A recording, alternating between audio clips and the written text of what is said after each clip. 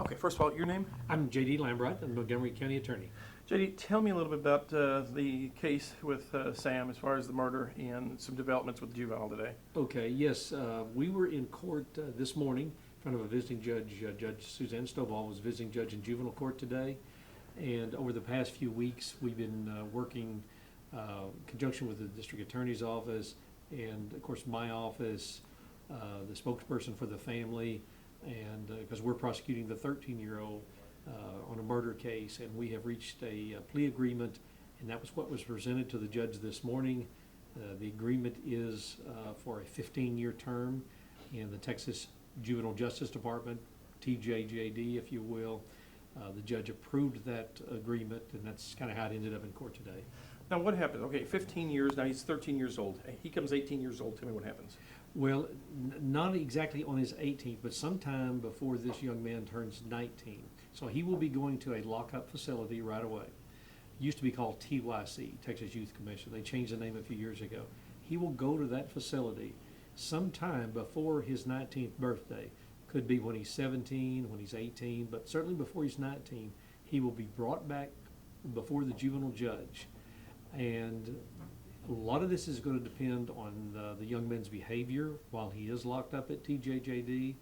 And that facility will be making a recommendation to the judge, and certainly will be making a recommendation from my office. There's really one of three possibilities. The judge could decide to release the young man at that time. I think we certainly hope that wouldn't happen. That would only be 5 or so years from now. Secondly, she could release him on parole, or depending on his behavior and how well he's done in this lockdown facility, then he could be sent to serve out the remainder of his term in TDCJ, or the Texas Department of Criminal Justice. Okay. Those are the three options. Now, if he went TDC, he'd have to basically become eligible for parole there too, then, right? That is correct. No matter what happens, he ultimately would be eligible for parole, even in the adult system then. We could not certify him as an adult in this case. We had no choice but to prosecute him as a juvenile, because under Texas law, since he's only 13, no matter what the nature of the crime or anything, he could not be certified or have this case transferred to adult court until he was 14 years old, when the offense was committed. He committed this offense when he's 13, so he could never be transferred to punishment as an adult. Now, he was eligible up to 40 years. What was the reasoning, just the 15 years, the plea bargain? It was something, without going into great detail, kind of. Okay, that is correct. The highest possible sentence that this young man could have gotten was a 40-year, what's called a determinate sentence. I suspect, knowing our system, the likelihood of him ever getting that 40 would have been, I think, a low probability. The scenarios would be the same as what I just described. And one thing I didn't mention too, with this plea agreement, he cannot appeal this case. Where if he had been sentenced by the judge, absent a plea agreement, then he could have filed an appeal. Part of the process today, he cannot appeal this case. But the reason we reached this kind of agreement, as you well know, there were two people directly involved, that went in the store that night. This 13-year-old juvenile, as well as a 19-year-old who is an adult now. The participation, the cooperation of this 13-year-old is an essential element in the district attorney who will prosecute the 19-year-old. It's critical that we have full and complete cooperation of the 13-year-old to make the case against the older guy. I think all of our investigation has shown that the 19-year-old was the trigger man and was really the instigator behind this. That's not to take anything away from them. I mean, the 13-year-old was there. We don't think there was any intent to walk in there and murder this fine store owner, but unfortunately that's obviously what happened. And from so far, everything, all the information that the 13-year-old has given us, which has been quite extensive, we have been able to verify that information and check out what he's saying. And part of this agreement is he will fully and completely cooperate down the road in the district attorney's prosecution of the 19-year-old.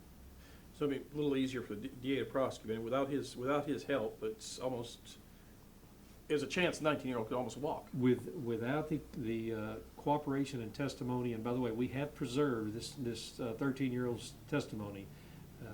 That's all been recorded and everything, but without his full and complete cooperation, it would be a very difficult case against the 19-year-old, and one of the worst things that could happen if suddenly the 19-year-old could walk away and, you know, be found not guilty of it, and I don't think anybody would want that to happen.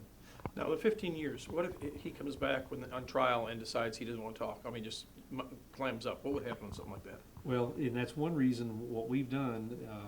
We've had an extensive, very controlled interview with him. His attorney was present. He cooperated fully. That interview is all on video. So we have that full statement, everything he's given us. So, you know, even if something happened, for some reason he was unavailable or refused to cooperate, we have preserved his testimony, and like I say, his attorney was present and cooperative at the time this was all done. So you're pretty much, you're pretty well happy with what they were able to do. Well, I mean, as far as able to work something out of this. I very am. I'm like everyone else. You know, you want the maximum you can get, but we've got to look at the big picture in this case. And when we got a 19-year-old trigger man that's kind of the instigator and the lead guy in this whole thing, we've got to make sure that the district attorney can make the case against that guy. And between us, the district attorney, the spokesperson for the family, everybody was in agreement. 15 years is not a light sentence, but given what could have happened and the likelihood of getting a 40 or a 30, which we think was not a great chance given this young man's age. So we think this is a reasonable agreement, again, to assist in making the bigger case. All right.